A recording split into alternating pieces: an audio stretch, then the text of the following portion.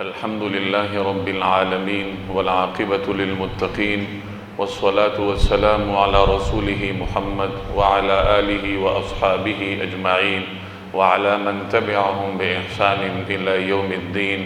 أما بعد، فأعوذ بالله من الشيطان الرجيم. بسم الله الرحمن الرحيم. واتقوا فتنة لا تصيبن الذين ظلموا منكم خاصة واعلموا أن الله شديد العقاب. وقال تعالى: الذين إن مكناهم في الأرض أقاموا الصلاة وآتوا الزكاة وأمروا بالمعروف ونهوا عن المنكر ولله عاقبة الأمور. صدق اللہ العظیم. بزرگان محترم اور میرے عزیز دوستوں اور بھائیوں، انسان کو اللہ تبارک و تعالی نے فطری طور پر معاشرتی زندگی گزارنے والا بنا کر پیدا کیا ہے. انسان تنہا زندگی نہیں گزار سکتا کہ کسی جنگل میں جائے اور بغیر کسی انسان کے ساتھ الیک شلیک کے یا معاملہ رکھے وہ زندگی گزار دے. ایسا عام طور پر ہوتا نہیں ہے. تو انسان ایک معاشرے میں رہ کر زندگی گزارنے والا ہوتا ہے، اور ہر انسان کی دو قسم کی زندگیاں ہیں. ایک اس کی انفرادی زندگی ہے اور دوسرے نمبر پر اس کی معاشرتی زندگی ہے، اور ان دونوں زندگیوں کے درمیان آپس میں تعلق ہے. جس طریقے سے انسان کے اپنے اعضاء کا آپس میں بڑا گہرا ربط ہوتا ہے. دماغ ہے وہ پورے جسم کے ساتھ منسلک ہے، پورے جسم کو احکامات بھیجتا ہے، اور بہت کم وقت میں دماغ سے آیا ہوا حکم جسم کے دیگر اعضاء وصول کر کے اس پر عمل درآمد کرتے ہیں. اسی طریقے سے دل ہے، اس کا تعلق پورے جسم کے ساتھ ہے کہ وہ پورے جسم کو خون کی ترسیل کا ذمہ دار ہے. اگر انسانی اعضاء پر غور کریں، ایک ایک عضو کو اٹھائیں تو ہر عضو کی جہاں انفرادی تنہا ذمہ داری ہے، وہاں دیگر اعضاء کے ساتھ اس کا ربط بھی ہوتا ہے. اور یہ ربط جتنا مضبوط ہوگا اتنا ہی انسان انفرادی طور پر ایک اچھی زندگی گزارتا ہے، صحت مند زندگی گزارتا ہے. اس ربط میں اگر کہیں خلل آ جائے تو انسان بیمار سمجھا جاتا ہے. یہی صورتحال انسان کی معاشرتی زندگی کی ہے کہ معاشرے کے اندر رہتے ہوئے اگرچہ ہر انسان تنہا اپنی زندگی گزار رہا ہوتا ہے، لیکن معاشرے کے دیگر افراد کے ساتھ اس کا تعلق اسی طرح ہے جس طرح اس انسان کے اعضاء کا باہمی ایک دوسرے کے ساتھ تعلق ہے. اگر معاشرے کے افراد کا آپس میں ایک دوسرے کے ساتھ ربط کمزور ہو، افراد معاشرہ تشکیل دینے میں ناکام ہو جائیں، تو انسان انفرادی زندگی بھی نہیں گزار سکتا. میں نے پہلے عرض کیا کہ انسان کی دو زندگیاں ہیں، ایک انفرادی زندگی ہے اور ایک معاشرتی اجتماعی زندگی ہے. ان دونوں کا آپس میں تعلق ہے. انفرادی زندگی معاشرتی زندگی پہ اثر انداز ہوتی ہے، اور معاشرتی زندگی آپ کی انفرادی زندگی پر اثر انداز ہوتی ہے. اچھے انسان مل کر اچھا معاشرہ تشکیل دیتے ہیں، اور ایک اچھا معاشرہ آپ کو زندگی گزارنے میں آسانیاں فراہم کرتا ہے. تو ان دونوں کا اس طریقے سے آپس میں مضبوط تعلق ہے. جناب رسول اللہ صلی اللہ علیہ وسلم نے ان دونوں قسم کی زندگیوں کے بارے میں مجھے اور آپ کو ہدایات جاری کی ہیں. اسلام اپنی اصل میں اور اپنی بنیاد میں ایک معاشرتی مذہب ہے. وہ معاشرہ تشکیل دینے والا ہے. اگر یہ ایک انفرادی مذہب ہوتا تو پھر صحابہ کرام کو مکہ سے مدینہ ہجرت کرنے کی ضرورت ہی نہیں تھی. ہجرت مدینہ جو صحابہ نے کی ہے تو اس کا جو بنیادی سبب تھا وہ یہی تھا کہ اللہ تبارک و تعالی کی مشیت یہی تھی کہ مسلمانوں کا اپنا ایک معاشرہ ہو جہاں وہ اپنے طور طریقوں کے مطابق زندگی بسر کریں، اور ایک ایسی تہذیب تشکیل دیں جو رہتی دنیا تک لوگوں کو علم اور اللہ تبارک و تعالی کی ہدایات سے روشناس کروائے. چنانچہ نبی کریم صلی اللہ علیہ وسلم ہجرت کے فوراً بعد ایک اچھا معاشرہ تشکیل دینے میں مشغول ہوئے. ہجرت کے بعد جو رسول اللہ صلی اللہ علیہ وسلم کے مختلف احکامات ہیں، اگر آپ ان کا جائزہ لیں تو آپ کو یہی نظر آئے گا کہ بہت چھوٹے چھوٹے اقدامات کے ذریعے جناب رسول اللہ صلی اللہ علیہ وسلم صحابہ کرام کا اپنا ایک معاشرہ تشکیل دے رہے تھے۔ چنانچہ اس موقع پر نبی کریم صلی اللہ علیہ وسلم نے جو صحابہ کرام کو ہدایات جاری کی ہیں وہ اس نوعیت کی ہوتی تھی کہ آپ صلی اللہ علیہ وسلم کھانا کھلانے کی تلقین فرماتے تھے کہ ایک دوسرے کو کھانا کھلایا کرو، سلام کرنے کی تلقین فرماتے تھے کہ ایک دوسرے کو سلام کیا کرو، ایک دوسرے کے حقوق کی انجام دہی کی تلقین فرماتے تھے کہ ایک دوسرے کے حقوق کو ادا کیا کرو۔ حضرت عبداللہ بن سلام رضی اللہ تعالی عنہ فرماتے ہیں، حضرت عبداللہ بن سلام یہ یہود کے بہت بڑے عالم تھے، یہود کے چوٹی کے علماء میں ان کا شمار تھا۔ اللہ تبارک و تعالی نے انہیں اسلام لانے کی توفیق دی، یہ ہجرت مدینہ کے بعد اولین زمانے میں مسلمان ہو گئے۔ حضور صلی اللہ علیہ وسلم ہجرت کرنے کے بعد پہلے قباء میں تشریف لائے۔ قباء آج مدینہ طیبہ کا حصہ ہے، اس زمانے میں یہ مدینہ کے مضافات میں ہوتا تھا۔ تو جتنے لوگ مکہ سے مدینہ ہجرت کر رہے تھے تو ان کا پہلا پڑاؤ قباء کی بستی ہوتی تھی۔ صحابہ کرام قباء میں تشریف لاتے، وہاں ایک قبائلی سردار تھے کلثوم بن ہدم رضی اللہ تعالی عنہ، وہ ان صحابہ کرام کی میزبانی فرمایا کرتے تھے۔ تو رسول اللہ صلی اللہ علیہ وسلم جب ہجرت فرما کر مدینہ طیبہ تشریف لے گئے تو پہلے آپ نے قباء میں پڑاؤ ڈالا، وہیں آپ نے اسلام کی پہلی مسجد کی بنیاد بھی رکھی، مسجد قباء کی بنیاد رکھی گئی۔ اور جب آپ قباء میں تشریف فرما تھے تو مدینہ طیبہ سے مختلف لوگ آپ کی زیارت کو آ رہے تھے، جو ابھی مسلمان نہیں ہوئے تھے وہ بھی ملاقات کو آ رہے تھے کہ دیکھیں تو صحیح کہ یہ جو نئے پیغمبر ہیں اللہ تبارک و تعالیٰ کی کلام آگے پہنچانے کے دعوے دار ہیں، ان کا پیغام کیا ہے۔ تو لوگ ملنے آ رہے تھے، تو انہی لوگوں میں حضرت عبداللہ بن سلام بھی ملنے کے لیے حاضر ہوئے، جو اس وقت یہود کی چوٹی کے عالم تھے۔ تو حضرت عبداللہ بن سلام خود یہ روایت بیان کرتے ہیں کہ میں رسول اللہ صلی اللہ علیہ وسلم کی خدمت میں حاضر ہوا، اور جیسی ہی میری نگاہ آپ کے چہرے انور پر پڑی تو مجھے یہ یقین ہوا کہ یہ کسی سچے ہی کا چہرہ ہو سکتا ہے۔ چونکہ پروپیگنڈے تھے، یہود پروپیگنڈے کیا کرتے تھے کہ حضور صلی اللہ علیہ وسلم کے بارے میں مختلف قسم کی باتیں انہوں نے اڑائی ہوئی تھی کہ کوئی آپ کے قریب نہ آئے۔ تو عبداللہ بن سلام فرماتے ہیں کہ جیسی ہی میری نگاہ نبی کریم صلی اللہ علیہ وسلم کی چہرے انور پر پڑی تو جو پہلا تاثر میرا بنا وہ یہی تھا کہ یہ کسی سچے ہی کا چہرہ ہو سکتا ہے۔ اور جو میں نے پہلا جملہ حضور صلی اللہ علیہ وسلم کی زبان اطہر سے سنا وہ جملہ یہ تھا، ایھا الناس افشوا السلام واطعموا الطعام وصلوا الارحام وصلوا باللیل والناس نیام تدخلوا الجنۃ بسلام، کہ اے لوگو، چونکہ اس وقت آپ کے مخاطب ہر طرح کے لوگ تھے، مسلمان بھی تھے، مشرک بھی تھے، یہود بھی تھے، تو طرز تخاطب آپ نے ایسا اپنایا کہ ہر ایک یہی سمجھے کہ مجھ سے خطاب ہے۔ آپ ایھا المسلمون فرماتے تو مسلمان سمجھتے کہ ہم سے خطاب ہے، مشرکین اور یہود اس کو اپنے لیے آڑ سمجھتے کہ ہم سے تو خطاب ہی نہیں ہے۔ تو حضور علیہ السلام نے خطاب ہی ایسا، طرز تخاطب ہی ایسا اختیار فرمایا کہ ہر انسان سمجھے کہ یہ خطاب مجھ سے ہے۔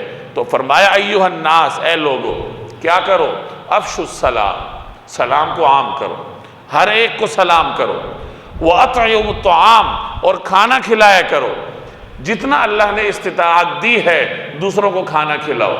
اور تیسری بات وَصِلُوا الْأَرْحَامَ، صلہ رحمی کرو۔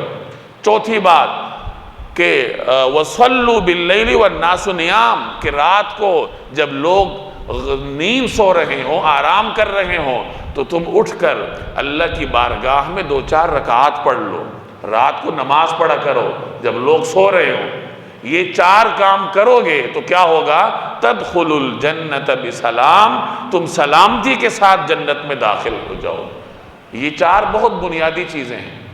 سلام کو عام کرو، کہنے کو یہ بہت چھوٹی بات ہے، اور ہم یہ سمجھتے ہیں کہ شاید اس کا اثر نہیں ہے، حالانکہ معاشرے کی تشکیل کی یہ اکائی ہے، یہ پہلی اینٹ ہے کہ لوگ ایک دوسرے کو سلام کریں۔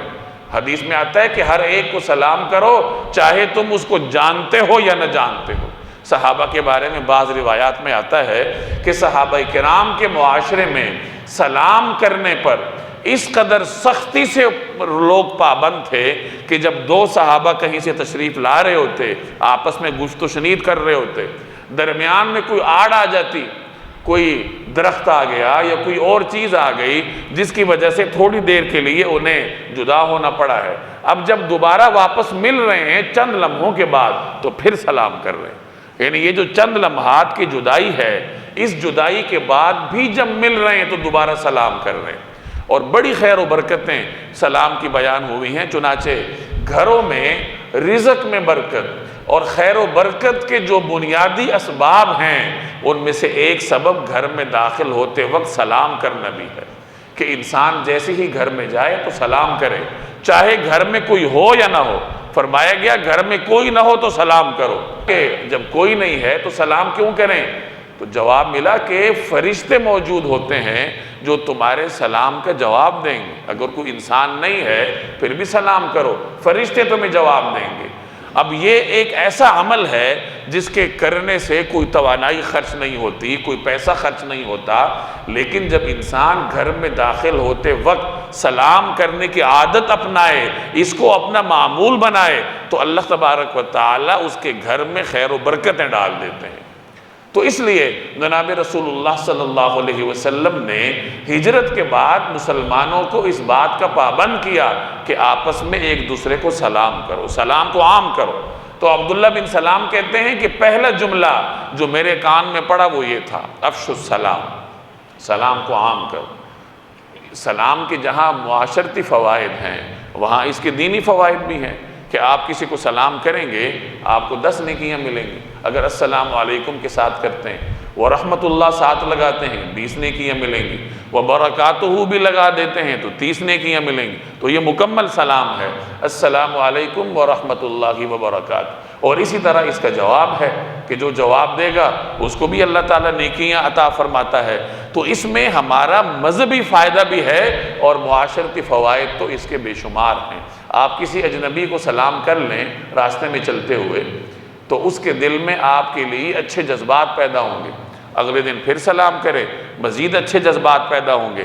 چند دن آپ کسی اجنبی کو سلام کرتے رہیں تو آپ کے درمیان مضبوط تعلق پیدا ہو جائے گا۔ تو سلام لوگوں کے تعلقات بنانے کی بنیاد ہے۔ اگر محلوں میں، گھروں میں لوگ یہ اپنے اوپر لازم کر لیں کہ ہم ایک دوسرے کو سلام کیا کریں گے تو آپ دیکھیں گے کہ گھروں میں تعلقات خوشگوار ہوں گے اور محلوں کی سطح پر لوگوں کے تعلقات بہتری کی جانب گامزن ہوں گے۔ تو پہلا جملہ حضرت عبداللہ بن سلام نے یہ سنا، اور دوسرا جملہ وَأَطْعِمُوا الطَّعَامَ، کھانا کھلاؤ۔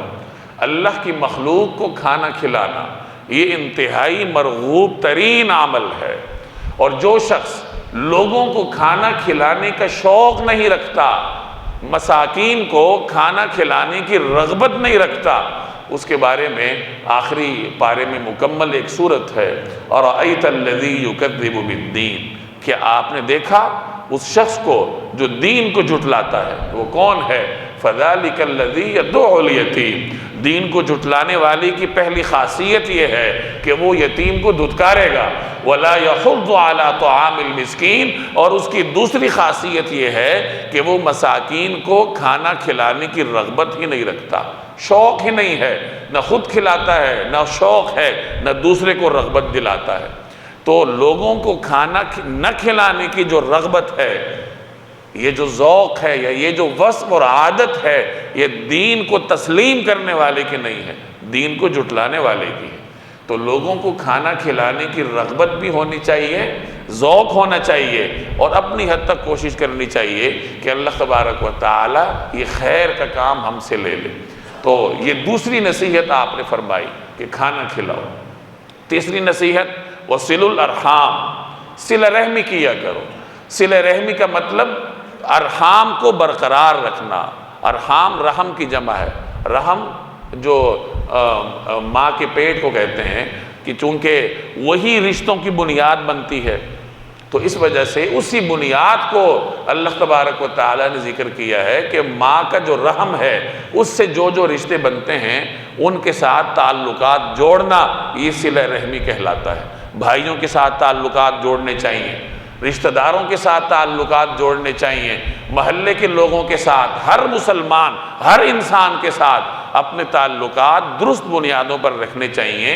یہ صلہ رحمی کا وسیع مفہوم ہے۔ اور ایک حدیث میں آتا ہے کہ تم میں سے جو شخص یہ چاہتا ہے کہ اس کا رزق بڑھے اور اس کی عمر طویل ہو تو وہ کیا کرے؟ وہ صلہ رحمی کیا کرے۔ رشتہ داروں کے ساتھ اچھے تعلقات رکھنا، صلہ رحمی کو برقرار رکھنا، یہ انسان کے رزق اور اس کے عمر میں برکت کا ذریعہ بنتے اور اسی سے معاشرے کی تشکیل ہوتی۔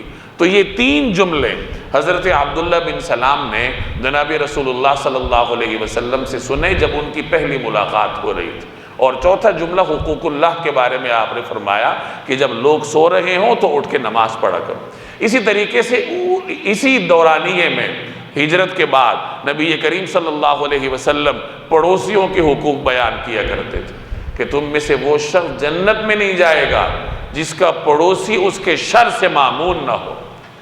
انسان بہتر تعلقات کا آغاز گھر سے کرتا ہے۔ میاں بیوی کے درمیان اچھے تعلقات ہونے چاہیے، والدین اور اولاد کے درمیان اچھے تعلقات ہونے چاہیے، بھائیوں کے درمیان اچھے تعلقات ہوں۔ اب گھر سے باہر پڑوسی ہیں تو پڑوسیوں کے ساتھ اچھے تعلقات ہوں۔ اس میدان میں اسلام اتنا حساس ہے کہ پڑوسی صرف وہ نہیں ہے جس کا گھر آپ کے گھر کے ساتھ ہے، بلکہ پڑوسی وہ بھی ہے جس کا ساتھ تھوڑی دیر کے لیے آپ کو ملا ہے، کہ بس میں تھوڑی دیر کے لیے کوئی آپ کے ساتھ بیٹھا ہے، راستے میں چلتے ہوئے کوئی شخص تھوڑی دیر کے لیے آپ کے ساتھ ہے، یہاں مسجد کی صف میں تھوڑی دیر کے لیے آپ آپس میں بیٹھے ہیں۔ تو اس طرح کے ساتھ کو قرآن کریم نے الصاحب بالجم کہا ہے کہ تمہارے پہلو والا، تمہارے ساتھ والا۔ گویا کہ اگر کوئی شخص آپ کے گھر کے ساتھ رہتا ہے تو اس کا تو سالہ سال کا ساتھ ہے آپ کے ساتھ، لیکن اگر کوئی شخص تھوڑی دیر کے لیے آپ کے ساتھ ہے اس کے بھی شریعت نے آپ کے اوپر حقوق مقرر کیے ہیں، اور جب تک وہ حقوق آپ ادا نہیں کریں گے اس وقت تک آپ مکمل مسلمان نہیں بن سکتے۔ تو نبی کریم صلی اللہ علیہ وسلم نے مدینہ طیبہ کے معاشرے کی بنیادیں اس طریقے سے اٹھائیں کہ بظاہر بہت معمولی نوعیت کے اقدامات رسول اللہ صلی اللہ علیہ وسلم نے فرمائے، مسلمانوں کو یہ احکامات دیے کہ ان چھوٹی چھوٹی باتوں کا خیال رکھو، اور انہی بنیادوں پر جس معاشرے کی تشکیل ہوئی وہ پھر ایسا مضبوط معاشرہ تھا جس نے پوری دنیا کو مواخات کے سبق سے روشناس کروایا۔ نبی کریم صلی اللہ علیہ وسلم نے حجۃ الوداع کے موقع پہ 1.25 لاکھ صحابہ کرام سے خطاب فرمایا۔ ایک حضرت خدیجہ ابتداء میں مسلمان ہوئی، حضرت ابوبکر ابتداء میں مسلمان ہوئے، چند لوگوں سے اس دعوت کا آغاز ہوا، اور محض 23 سال کے عرصے میں جب رسول اللہ صلی اللہ علیہ وسلم نے اس دنیا سے پردہ فرمایا تو 1.25 لاکھ سے زیادہ آپ کے جانثاران تھے جو کہ اخوت کی لڑی میں پروئے ہوئے تھے۔ ایک معاشرہ تشکیل پا چکا تھا جس میں سے ہر آدمی دوسرے کے ساتھ خیر خواہ تھا۔ صرف ایک مثال میں آپ کو دوں کہ صحابہ کرام کس طریقے سے ایک دوسرے کے ساتھ خیر خواہ تھے۔ حضرت جریر بن عبداللہ البجلی رضی اللہ تعالی عنہ، یہ معروف صحابی، یہ فرماتے ہیں کہ جب میں حضور صلی اللہ علیہ وسلم کی خدمت میں حاضر ہوا تو بایعت رسول اللہ صلی اللہ علیہ وسلم علی اقام الصلاۃ و ایتاء الزکاۃ والنصح لکل مسلم۔ فرماتے ہیں کہ میں نے 3 باتوں پر حضور صلی اللہ علیہ وسلم کے ہاتھ پر بیعت کی۔ پہلی بات کیا تھی؟ نماز قائم کرنا۔ دوسری بات کیا تھی؟ زکوٰۃ دینا۔ تیسری بات کیا تھی؟ ہر مسلمان کے ساتھ خیر خواہی کرنا۔ اور صحابہ کرام نبی کریم صلی اللہ علیہ وسلم کی تعلیمات پر اس قدر سختی سے عمل پیرا تھے کہ جو طے ہو گیا، جو حضور نے فرما دیا تو وہ کرنا ہی کرنا ہے چاہے کچھ ہو جائے۔ تو حضرت جریر نے جو تیسری بات پر بیعت کی تھی وہ کیا تھی؟ ہر مسلمان کے ساتھ خیر خواہی کرنا۔ چنانچہ انہوں نے خیر خواہی کو اپنی علامت بنا لیا تھا۔ ان کے بارے میں ایک واقعہ نقل کیا جاتا ہے کہ ایک مرتبہ ان کا کوئی ملازم تھا، اس نے ان کے لیے گھوڑا خریدا گیا ان کے لیے، اور قیمت طے ہوئی 300 دراہم کہ 300 درہم کے عوض گھوڑا خریدا۔ اب جب قیمت دینے کی باری آئی تو چونکہ قیمت انہوں نے دینی تھی تو گھوڑے کا مالک ان کے پاس آیا۔ انہوں نے جب گھوڑا دیکھا تو ان کو سمجھ آ گئی کہ یہ گھوڑا مہنگا ہے، مالک کو شاید اس کی قیمت کا صحیح اندازہ نہیں ہے، اس وجہ سے وہ 300 دراہم کا بیچ رہا ہے۔ اگر یہ اس موقع پر 300 دراہم اس کو ادا کر دیتے تو ان کے اوپر کوئی قدغن نہیں آنی تھی، کوئی قباحت نہیں تھی، کیونکہ مالک رضامندی سے بیچ رہا تھا۔ رضامندی سے کوئی بیچے آپ خریدے، یہی بیع و شراء ہے، خرید و فروخت کا معاملہ مکمل ہو جاتا ہے۔ لیکن چونکہ انہوں نے حضور علیہ السلام کے ساتھ وعدہ کیا تھا کہ ہر مسلمان کے ساتھ خیر خواہی کروں گا، تو گھوڑے کے مالک کے ساتھ خیر خواہی یہ تھی کہ اس کو صحیح قیمت بتائی جائے۔ تو انہوں نے گھوڑے کے مالک سے کہا کہ قیمت میں تھوڑا سا اضافہ کر لیتے ہیں، ایسا کر لو میں تمہیں 400 درہم دے دیتا ہوں۔ اس نے کہا ٹھیک ہے۔ پھر انہوں نے کہا کہ 400 درہم بھی کم ہے، اس کی قیمت زیادہ ہے، میں تمہیں 500 نہ دے دوں؟ اس نے کہا ٹھیک ہے۔ انہوں نے تیسری مرتبہ کہا کہ اس کی قیمت 500 سے بھی زیادہ ہے، میں تمہیں 600 دے دیتا ہوں۔ اس نے کہا جیسا آپ مناسب سمجھیں۔ تو انہوں نے 600 درہم گھوڑے کے مالک کو ادا کیے۔ اب جب معاملہ ختم ہوا، بعد میں کسی نے پوچھا کہ جی آپ نے کیا کیا؟ وہ اپنی مرضی سے بیچ رہا تھا اور آپ نے اس کو 600 درہم دیے۔ تو انہوں نے وہی بات کہی کہ میں نے رسول اللہ صلی اللہ علیہ وسلم کے ہاتھ پر بیعت کی تھی، نماز قائم کرنے کی، زکوٰۃ ادا کرنے کی اور ہر مسلمان کے ساتھ خیر خواہی کرنے کی، اور اس گھوڑے کی صحیح قیمت 600 درہم تھی۔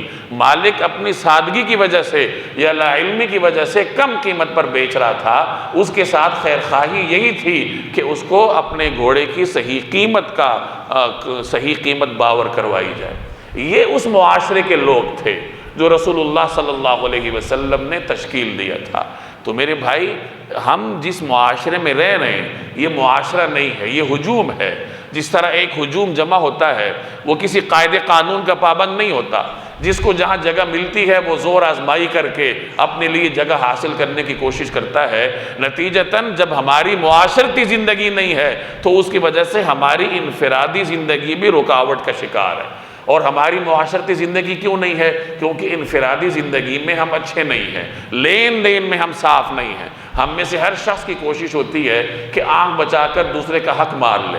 اب حضرت جریر کا آپ نے واقعہ سنا، اگر ہمارے سامنے اس طرح کا معاملہ آئے، فرض کیجئے ایک شخص مجبور ہو کر اپنا مکان کم قیمت پر سیل کر رہا ہے، اسے معلوم ہے کہ قیمت زیادہ ہے لیکن وہ جبر کا شکار ہے، تو ہم اس کی مجبوری سے فائدہ اٹھانے والے اولین لوگوں میں ہوں گے۔ تو جب تک ہم اپنی اصلاح نہیں کریں گے تو اس وقت تک معاشرہ تشکیل نہیں پائے گا، اور جب تک معاشرہ نہیں بنے گا اس وقت تک یہی ہجوم والی زندگی ہم بسر کرتے رہیں گے۔ تو معاشرے کی تشکیل یہ صرف حکومتوں کا فرض نہیں ہوتا، ہم میں سے ہر ایک کا فرض ہے۔ قرآن کریم میں اللہ فرماتا ہے وَاتَّقُوا فِتْنَہ، اس وبال سے بچو جس کا وبال صرف خاص لوگوں پر نہیں آئے گا، عام لوگوں پر آئے گا۔ اور مفسرین فرماتے ہیں یہاں وبال سے مراد یہی ہے کہ ایک شخص اجتماعی زندگی میں درستی لانے کی کوشش نہ کرے، معاشرے سے گناہ ختم کروانے کی کوشش نہ کرے۔ میرے ذمے صرف انفرادی طور پر نماز پڑھنا نہیں ہے، بلکہ معاشرے میں پھیلی ہوئی برائیوں کو اپنی استطاعت کے مطابق ختم کرنا یہ بھی میری ذمہ داری۔ تو یہ تمام ہماری ذمہ داریاں ہیں کہ ذاتی زندگی میں ہم پاک صاف ہو جائیں، معاملات ہمارے صاف ہوں، ایک دوسرے کو سلام عام کریں، ایک دوسرے کو کھانا کھلانے کی طرف ہم قدم بڑھائیں، اور جو چھوٹی چھوٹی باتیں حضور صلی اللہ علیہ وسلم نے ہجرت کے فوراً بعد صحابہ سے ارشاد فرمائی تھیں، ان باتوں کو پڑھ کر انہیں اپنا حرز جان بنائیں اور اس پہ عمل کریں، اور اس کے ساتھ ساتھ معاشرے کی اصلاح کے لیے اپنی حد تک کوششیں بھی کریں۔ اللہ تبارک و تعالی عمل کی توفیق دے۔ وما علینا الا البلاغ۔